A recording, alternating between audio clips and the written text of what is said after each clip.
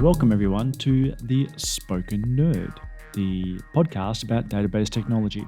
I'm your host, Connor McDonald, and we're going back to basics again. The last few podcasts have been interviews with some famous people in the Oracle community, but I figured it's time to get back to some simple basics for anyone that's new to the database or is looking to refresh their knowledge on some of the fundamentals. I must apologize in advance if there's a lot of background noise in today's podcast. It is absolutely bucketing it down here with storms here in Perth. There's been some hail, there's been some heavy showers. I'll do my best to get rid of those noises in the post-processing of the edit. The reality is, it's very loud here at the moment, no matter what I do to try fix it. The topic for today's session is database locking. And locking is one of those strange things that is very difficult to explain to anyone that is unfamiliar with databases. The vast majority of people are unfamiliar with the concept of locking because their experience of technology is a PC or a Macintosh, which is typically by definition a single user system. And on any single user system, whether it's a database or anything else, you don't need locks. In fact, the first experience most people will have with locking when they're using a PC or a Macintosh is the familiar error message that comes in Windows or similar, which says, another process has this file open, what do you want to do? And typically most people just freak out. In my case, the various family members that have encountered this generally jump on the phone to me because I'm the only person with an IT background. And I'm sure, like most listeners, you get that great phone call from a family member saying, come over please and fix the PC. But if you are indeed an IT practitioner, not understanding locks or to ignore them is to do so at your peril. This is not just a case of understanding locks in a general sense. It is vitally important if you're an IT practitioner to understand locking as it is done by the database that you are using. The locking processes in SQL Server are not the same as Oracle's. The locking processes in Oracle's are not the same as Postgres. Postgres locking is different to how DB2 does it, and DB2 is not the same as MySQL, and so on and so on. All database platforms generally have some form of row locking. Some don't because they're not yet evolved to that level yet, but no matter what the case, all of them do it slightly differently, which means all of them typically will have some different implications of how you choose to lock data and what the consequences might be. Just in case you're panicking at this moment, thinking, oh, here we go. There's going to be some marketing spin here where he tells us all that Oracle's locking is the best and everyone else's is rubbish. I'm not claiming that at all. I'm not saying anything about locking mechanisms being better or worse than others. They're all just different. And it's important to understand those differences depending on which database platform you're using. Now, maybe I will just say that Oracle's is better, but that's just a slight transgression on my part where I couldn't resist. But to give you a real-life example, I started my programming career on a mainframe writing COBOL accessing DB2. In those days, running DB2 on a mainframe or MVS, every kind of access you did via DB2 took read locks. If you queried some data, you locked the data. That meant that every program you wrote had a programming model of run a query, issue a commit. Run a query, issue a commit. You always issued a commit immediately after doing a select statement because you needed to release those read locks. A lot of the tools that still exist to this day for DB2 and other databases that have historically done read level locking, the tools themselves handle this for you because they automatically commit after every single statement, because interacting with the data means you're locking the data and therefore stopping others from being able to access the data as well. Conversely, Oracle doesn't have the concept of a read lock. As I said, that doesn't mean it's better. Sometimes in Oracle, you actually wish you had read locks when it comes to certain concurrency patterns. Most of the time, you don't want read locks because, as the name lock suggests, it typically is stopping someone from doing work. There is one important thing I will stress about Oracle's locking mechanism, and this goes back to a podcast I've done previously on block internals. I'd encourage you to go have a listen to that one. That is, when you do lock a row in a table in the Oracle database, the locking information, the flag that says this row is locked, is stored on the row itself. The benefit of this is it means the cost of locking a row on the Oracle database is zero. You're visiting that row anyway to make a change. You're simply ticking one extra byte on that row to say the row is now locked. The cost is therefore zero. It also means that the number of row locks you can have in an Oracle database is effectively infinite, or at least as many as the number of rows you have in all the tables in your database. continuing my thread of saying I'm not saying that Oracle's is better or worse than anyone else. The downside of this is the fact that in some databases, they have what we call a lock resource database, or a list of all the locks that are currently open on the database. That means you know what rows are locked without having to visit the rows. The downside, of course, of that is the fact that you now have a limited resource. There is a fixed and finite limit on the number of locks you can have, typically memory resources or similar. That's why some databases have a thing called lock escalation, which we won't talk about in today's podcast. We'll store that one for a future session, because today is about getting back to the fundamentals and the basics. But because the cost of taking a row lock in Oracle is zero and the number of row locks you can have is infinite, it's important that when you're building applications with the Oracle database, you never choose an approach based on any kind of assumptions about the limit in terms of the number of locks you can take, because there is none. What you do is you choose a locking mechanism or locking strategy based solely on the data and business requirements. What locks do I need to take to ensure I don't get data corruption, for example, or at least inconsistent results? If the definition of lock is effectively prohibiting access to a resource that someone else requires, the question is, why do we lock? It sounds like something we don't want to do. And this is true in a single user system. You shouldn't lock or don't need to lock because by definition you never need to. However, of course, the reason we pay money and make significant investment in things like the Oracle database is because of its capabilities as a multi-user system. And if you have multiple users accessing a finite set of resources, then you typically do need locking to avoid data inconsistency issues. The most common of these is referred to as the lost update problem. I generally like to call it more a lack of accountability or a lack of auditability of a database, in the sense that we have changes that people can swear black and blue they made, and yet they appear to be invisible or lost forever. It's that lack of accountability that causes people to lose confidence in systems. So what is the lost update problem? Let's say I have people wanting to have a meeting with me over Zoom or face-to-face, etc. Let's say Dominic logs onto a system that shows the availability, my availability for the week. He looks at my calendar and sees that the slot on Wednesday is free. At the same time, somewhere else, Maria also wants to have a chat with me sometime this week. She queries my calendar and also sees that the slot on Wednesday is free. Dom thinks to himself, Wednesday works for me. I'll update that row in Connor's calendar for Wednesday so we can meet up then. And he'll commit that change. Maria, looking at my calendar, also sees that one slot on Wednesday still free and thinks, yeah, Wednesday works for me. I'll update that slot to be a meeting with me and commits that transaction.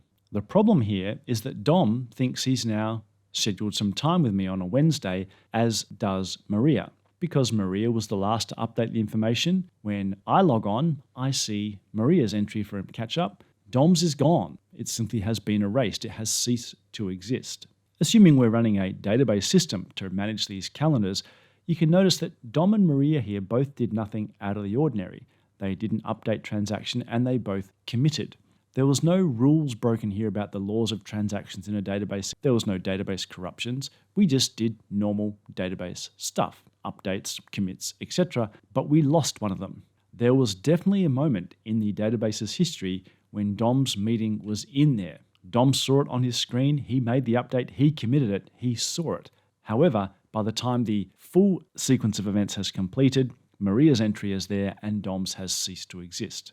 It's like the old cliche, if a transaction happens in the forest and no one was there to see it, did it really happen? You might be thinking, oh, this is due to some sort of race condition. Dom did his update right at 9:35 a.m. and Maria did hers like a microsecond later, etc. But it's not that at all. Let's assume that they both queried the data at 9 a.m., therefore both seeing my calendar being free. Dom may have made his update 30 minutes later at 9:30 a.m. Maria might have made her update an hour later at 10 a.m. Because they both queried the data at 9 a.m., they see a view of the data independent of anyone else's changes. This doesn't have to be microseconds apart. In this case, this can be minutes or tens of minutes apart. It's the difference between when you looked at the data and when you went and updated it that is the governing factor here. And of course, that could be any amount of time because users take their time when they're looking and changing data. But these kind of lost updates absolutely kills applications, or more accurately, kills confidence in those applications. because Dom in this case, or in fact any user, will literally say to you, I saw the data on screen. Your calendar was free. I made a change. I updated it. The system told me that I've now made that update. And for it now to be gone or replaced with Maria's absolutely destroys confidence in that application because people think the database is literally throwing your data away, hence the term lost update. This has historically been such a large problem in any database system, in fact, any application that has multiple users. A lot of the tools that Oracle has released have handled this for you. In the old days, we had Oracle Forms, which would automatically make sure that you couldn't get a lost update. And in modern tools like Apex, the internals of the application takes care of this for you. It'll let you know if you're running into an issue of a lost update. I'm not entirely sure if the tools automatically doing this over the years has been a good thing or a bad thing for the IT industry or developers in general, because it encourages that ignorance of what is needed under the covers to manage the concept of lost updates to make sure that people have confidence in your system. Thus, the question becomes, how do we avoid this lost update issue? Given that this podcast episode is called Back to Basics on Locking, I think we can safely assume it has to do with locking the data, but what are our options? When it comes to locking data, or I should say, when it comes to locking strategies around our data, there really are two options, and they are called pessimistic and optimistic locking. In reality, in a modern IT landscape, there's only one option, but we'll start with these two options, pessimistic and optimistic, and we'll explain why later that one of them pretty much has fallen by the wayside. Let me start with pessimistic locking. It's a strange name, but what pessimistic locking means is that you are going to lock the data at some stage before you even think about updating the data. The term pessimistic comes from the fact that it's a reflection of your level of confidence that the data you're looking at on screen, for example, won't get attacked, destroyed, manipulated by someone else before you have a chance to update it. Your confidence level is low. You're thinking, the moment I see this data on screen, there's a good chance someone's going to get to it and change it, so I need to stop that from happening. I'm pessimistic that the data I see on screen is still the case in the database, hence the name. In an ultra pessimistic viewpoint, I could say every time I query the data and bring it back to my screen, browser, device, etc., I'm going to lock it. In Oracle's case, that would be a select for update. That simply means that the moment I'm looking at data, it's mine. This guarantees that whatever you see on screen is exactly the state it is in the database for as long as you have it on screen. But of course, that can severely limit access to data and concurrent access to data, which is generally the reason we went and invested in a database system in the first place. After all, I could simply query some data up, head off to lunch, and if it's on my screen, it's mine, no one else can touch it, and therefore I could easily create all sorts of problems. This is the ultra pessimistic mode and very rarely seen. The next level up I would call mostly pessimistic. I read the data and bring it back to my advice, but at this point I take no locks on that data. So I've brought up Connor's calendar and I can see that it's currently free. The moment I choose to embark upon some sort of operation that would update the data, literally just on my screen, using my tool, whether it's Apex or Forms or any other tool, the moment I wish to commence making some changes on screen, I would immediately read the data from the database and lock it as well. Typically, I'd be doing a select for update, and with an Oracle database, I'd be doing select for update no wait to make sure I don't get stuck. I want to immediately go try get that row data back again. In doing that operation, that second visit back to the database to read the data, I'm also going to pass in the values that are on the screen. So if I've currently queried an employee's records and I've got their employee hire date and say their department number on the screen, then when I go back to reread that data with a select for update, I'm going to go look for that employee, but also say where the department number equals the department number on screen and the hire date equals the hire date on screen. They're going to be in my where clause as well. The result of reissuing that query, this time with a select for update, two things could possibly happen. Well, in actuality, three, but we'll go through them one by one. The first thing that might happen is the query comes back and says, yep, I'm fine. I've got that row back again, and now it's locked because I ran a select for update. That data is now mine. I haven't yet updated it, but because I've commenced some sort of operation on my screen, I've probably started typing into a field. The first thing I've done is go back to the database and make sure I can lock that row in the state that it was that I saw the data on the screen. It's got the same hire date, the same department number, etc. Now I can commence doing my work on screen because I know that I have exclusive rights on this data. The second thing that might happen is I might not be able to successfully lock that data.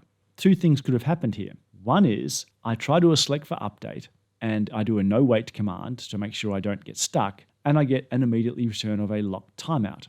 That means at this particular point in time, the moment at which I start typing on the screen to make some changes, someone else has this row. The application then becomes responsible to tell you, oh, by the way, I'm sorry, you were about to start making some changes, but someone else is in the middle of them, you have to wait. The third scenario that could happen is I go back to the database, I'm doing that query, select for update, no wait, and I get no data back. The employee probably hasn't been deleted, but because I passed in predicates of the hire date and the department number with the values I could see on screen, it probably means that someone has changed the data while I've had it on screen and committed those changes, and therefore there's been some change to the data. The data I have on my screen is now stale or out of date. Once again, the application's job is to say, oh, I got no data back from my attempt to lock it. Tell the user, by the way, the data must have changed. Please go requery it in order to actually get some data back to get a fresh look at the data. In that way, I can't get a lost update because the application plus the database are telling me that something has changed. We want you to see it first before you go ahead and actually start doing your update. But the key thing here, because we're still under the umbrella of pessimistic locking, is that if I do successfully go lock that row, it means access to it is blocked from the moment I commence making changes on my screen, whether it's Apex or Forms, till the moment I actually commit that record. That could still be an enormous amount of time. I might start typing in a change to someone's hire date, a change to their salary, a change to their department number, and then the phone might ring. I'll jump on the phone, have a conversation, etc. All of this time, the data is locked from other people until I press the save or the commit button on my application. There are other Oracle mechanisms that you can exploit if this is an issue, in the sense that people might lock a row and then head off to lunch. We have facilities that effectively make sure that people can't leave their sessions idle for too long, or we have other facilities which says if their session is idle but they're blocking someone else, then by the same token, let's go kill off that session. But by default, a pessimistic lock is the moment your intent becomes to change some data, you lock it until the moment you commit that data. The lost update issue is also solved because every time we can't go back and lock the data before we make a change to it, the user is told that something has happened behind the scenes from another user's session. They will see the updated data and they can make an informed decision as to whether they want to go ahead and continue the changes they were intending to do. So pessimistic locking sounds great in theory, but as we've seen, if you change the data on screen and then walk away, you've left a long-running lock on your application. But perhaps more significantly, the world has changed in the sense that if I am going to take a lock on data when someone announces their intent to change it, and I'm going to hold that lock until they come back and do a commit, it means the entirety of that time frame must be spent on the same database session. That was always the case back in the client server days when we're running things like Oracle Forms and the like. But of course, the world has changed. Now we have this amazing thing called the internet, with millions of users, and they all come in through a browser, and typically the applications they are using are stateless. The browser establishes communication with the database, typically through an application server, does some interaction with the database, and frees itself from the database entirely, such that the database does not have to hold a session for someone in a browser that may never return. That completely breaks the concept of pessimistic locking, because pessimistic locking is all about grabbing a lock, holding onto a session for the entire duration of someone's interaction with the database, whether they be actively involved with the database right now or not. That just won't fly in the world of browsers where people can simply disappear, never to return. The philosophy of pessimistic locking is not impossible in a stateless environment. It just requires typically a two-phased approach. First of all, when you want to announce your intent that you will be updating the data, you will come and store your username or your session ID in some specially determined column on the row and commit that change. Anyone else wanting to make changes to that row needs to make sure that that particular column is not populated. Then when you come back at a later moment in time to perform the genuine update, you would perform your update and release your value that's stored in this column. In effect, it is a homegrown lock flag in the same way the database has an internal lock flag on the database. This is something that is rarely seen out in the application world. As a quick segue, it is interesting, however, though, that browsers being pitched originally as just these dumb devices that make intermittent interactions with application servers and hence databases. When you think about the modern browser experience nowadays with JavaScript and Ajax and effectively most of the browser applications we use nowadays look familiar to the client-server days. They seem to be constantly interacting with the database. You could almost argue that we've almost gone full circle and come back to a client-server environment just in the browser, but unfortunately from the database's perspective, it's still a model of people intermittently interacting with the database across a session pool, which pretty much means pessimistic locking is dead in the water. That's why earlier on I said we have two options, optimistic and pessimistic, but in reality, pessimistic really can't be used anymore. Because ultimately, you can't lock a row and then let that session go idle because you may wait forever for the browser to return. That brings me on to the second of the locking strategies called optimistic locking. As I've said, if we can't hang on to a lock for an arbitrary amount of time, especially in these stateless browser-based worlds, what we will do is we won't lock the data until you are ready to actually issue the update command against the database. The word optimistic is, once again, a reflection of the confidence level in being able to relocate the same data. I'm optimistic, I'm confident that no one else is going to be changing or looking at the data that I'm currently looking at. Therefore, I will defer locking it until I actually go ahead and issue my update command against the database. Even with that optimism, we still need to avoid the lost update issue, otherwise people will lose confidence in our systems. With optimistic locking, when someone starts making changes on their screen, we do nothing. We let them type away, make all the changes they want to do. It's only when they hit the save or the commit button where we are about to embark upon DML against the database do we attempt to take these locks. In its simplest form, we simply fold that into the direct DML update statement we're about to issue. If I'm increasing an employee's salary, I would update the employee table, use a set command to change the salary for the employee given, but I'd also add where the salary equals the old salary I saw on the screen. And if I'm going to be thorough, any other fields that were on the screen, I would also include in my where clause, where the hire date equals the hire date I could see on the screen, and the department number equals the department number I could see on the screen, even if I had no intent to change them. I'm guaranteeing that the view of the data I have on the screen still matches what is on the database table. This is optimistic locking because I never took a lock until the moment of update. That gives me a much shorter lock duration, which should increase the ability for my system to scale and handle more concurrency. I'm not going to have any issues with the going to lunch syndrome, where I took a lock and then someone never came back. And this works in a stateless environment, because a browser will come and issue a query to get some data from the database that will be done in one session.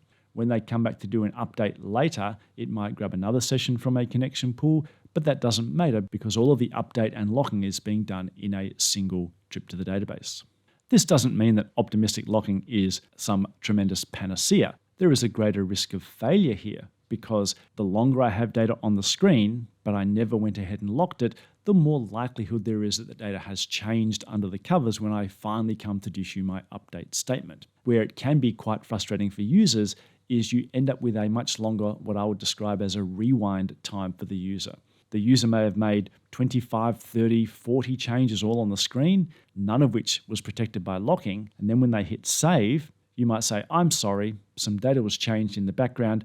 Please refresh your screen and commence your updates again. That could be a lot of extra work for a user community. I've even seen applications in the past which will do a mix of pessimistic and optimistic locking depending on the expected activity loads and the amount of user rework that we required. These are not mutually exclusive options. Savvy listeners may be thinking, hold on a second. If I'm going to go ahead and do an update, even with my extra where clauses to make sure the data is still consistent with what I see on screen, just issuing an update does not guarantee protection from getting stuck in a long wait. If two people are applying the same update, one of them has to wait.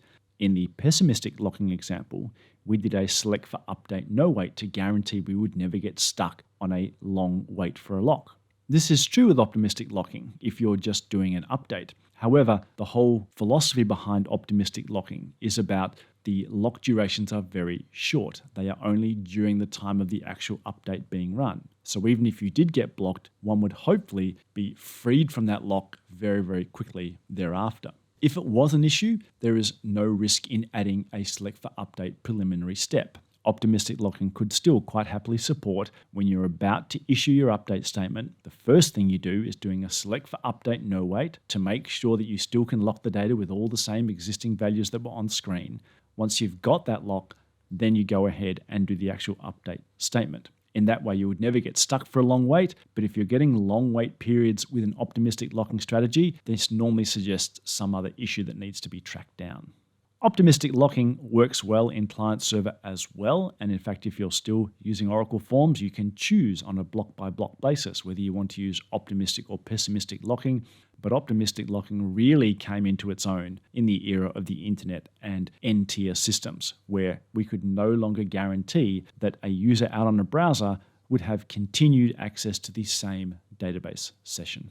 With pessimistic locking or optimistic locking, both of them had a mechanism where at the point at which I see if my view of the world, the data I have on screen, still matches that of what's on the database, I query the data, or in optimistic locking cases, I update the data where columns in the database matches the list of column data I have on screen. If I have 10 or 15 fields on the screen, and I want to be thorough about making sure the data hasn't changed, that means my update statement or my select for update statement must do where column 1 equals the value of column 1 on the screen, and column 2 equals the value of column 2 on the screen, and column 3, and column 4, and column 5, all the way up to column 20.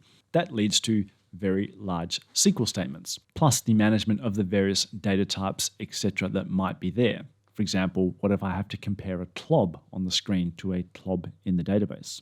For this reason, some people have chosen a convenience or a shortcut approach of introducing a particular column on a table that represents the consistency for all parties involved. It could just be a version number column or a sequence number or a timestamp column, and everyone must check and change that one every time they do some updates. So rather than being forced to check, say, 20 values on the screen and how they map to 20 columns in the database, every application will also drag back this special version column. Could be a version number, sequence, timestamp. It'll bring it back on the screen, and every single person must always change that column every time they do an update, and that's the one column that everyone checks. Because everyone must change it, plus everyone must check it, typically that change is done with a trigger. You'll see a last modified by, and it might be a timestamp, or you might see a column called version number, and it's just an ascending sequence that the trigger simply adds 1 to.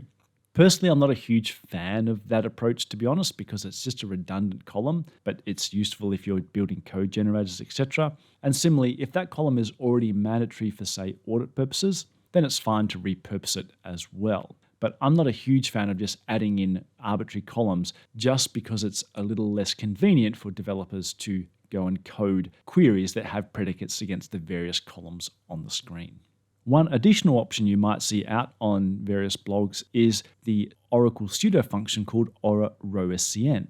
If you head back to one of my old podcasts about terminology in the Oracle database and read consistency, you'll know that SCN stands for System Change Number. And given that that's effectively an arrow of time, a number that indicates change in the database, it seems an obvious candidate. I'll simply check the Aura RowSCN every time I do an update, and if it matches what I queried out of the database, then I know that I'm safe to go ahead and do an update. However, the Aura RowSCN has several idiosyncrasies that you would need to take into account. For a start, every table that wants to use it at a row level needs to be created with the row dependencies clause. It can't be used with indexed organized tables. And even though it sounds like something that would be attached to every single row and always be present, the Aura RowSCN number can be null in certain circumstances. So be aware that if you are thinking about using Aura RowSCN, there's a number of things you need to be very careful of. I won't explain them here, but you can check the show notes for a blog post by Stu Ashton, which talks about how you can work around these issues.